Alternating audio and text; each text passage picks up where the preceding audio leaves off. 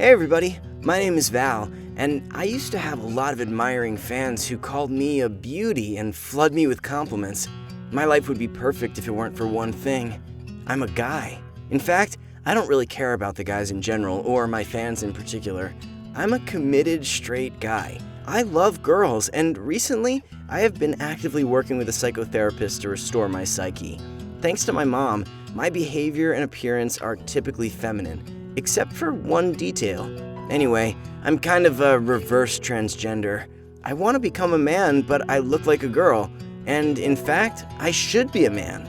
It all started long before I was born. Well, at least 9 months before. I suspect my mom went crazy back then, and that's why my biological father ran away.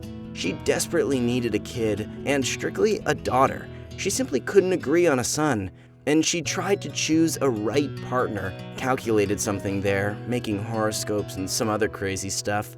And I was born anyway. Thanks to doctors, they refused to perform a sex change operation on a newborn. Otherwise, I might not have gotten off with just a warped psyche. But my mom was not very confused by the presence of an extra detail between my legs. She decided to get her own so desirable daughter at any cost. And instead of putting me in an orphanage and trying another chance to make a girl, she started raising me, like a girl. Until I was 7, I was okay with that one. Dresses, bows, long hair. You see, I thought I was a girl, and all this was not a strain for me. Of course, I didn't go to kindergarten, and I didn't try to undress in front of anyone. I was so lucky in my life that I was never really ill. So I was taken to the doctors only for some mandatory scheduled examinations, where no one tried to examine me, more closely. By the way, I still don't know how my mom managed to make me totally female documents. Yeah, on my birth certificate and then on my passport, the gender is stated as female. With my pale, thin appearance, long hair, and large anime-like eyes, no one really had any questions. Even my Adam's apple was not very distinguishable.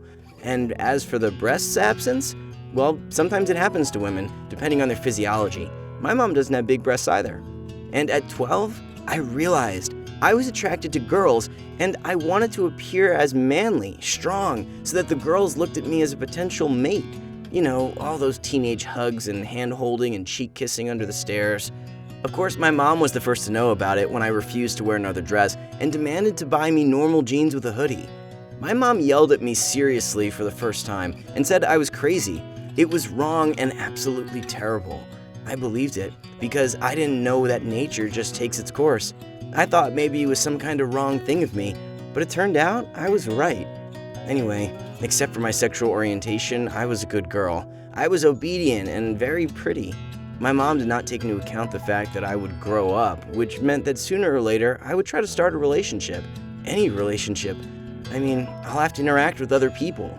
As ill luck would have it, things went according to the worst-case scenario. My classmate became interested in me, and gradually we got closer to a more or less romantic relationship. I didn't like him, but I was in no hurry to push him away, because it's better to let everyone think I have someone rather than being harassed in the hallway. Well, at one fairly close moment, he decided to insist and reached into my panties. Can you guess what he found there? This was the first time in my life when I got seriously beaten for my appearance. Moreover, this guy told all of his classmates, and they started to openly despise me. They just spat at me in the eyes and beat me from time to time. Though I realized after the first experience that it makes sense to fight back. I told my mom about it, but she just cried and complained about my aggressiveness to others. And she told me that decent girls don't fight back. Of course, I had already realized what was happening, but I couldn't change anything unless I was sneaking out of my mom's house to change my clothes. But that didn't help much by then. And then, I was almost raped. No, it's unlikely the crowd of degenerates practiced the same-sex love, but they clearly understood what kind of people should walk in their district. It's an irony, yes, but I was surrounded and pressed down with very bad intentions. Actually, I was almost saved by an accident. There was a police patrol passing by, and I managed to yell before I was knocked out. This is the last straw, a sign that it's time to get out at any cost. I started to steal money from my mom. I secretly worked in a nightclub. I can even confess I got involved with some criminals who promised to get me a fake male passport. I wanted to live somewhere for a while to move out later when I turned 18. Of course, I'm not proud of what I did, but I'm not going to suffer because of my unpleasant past. It was hard, and with the cost of my own conscience and morals, I managed to get everything I needed. A passport, money for the first time, and even decent clothes like any normal guy should have. Then there were a couple of years of hell when I had to literally survive. Well, I'm fine now. Yeah, my mom was a crazy, inadequate woman whose place is in a mental asylum. I don't know how I managed not to become the same as her, but the fact is, I survived and remain adequate. But I still would not recommend such a fate to anyone. Write your opinion on my story in the comments. Share it with those who find their life difficult as well. And remember that your self does not depend on your upbringing and environment, because you are only yourself and no one else.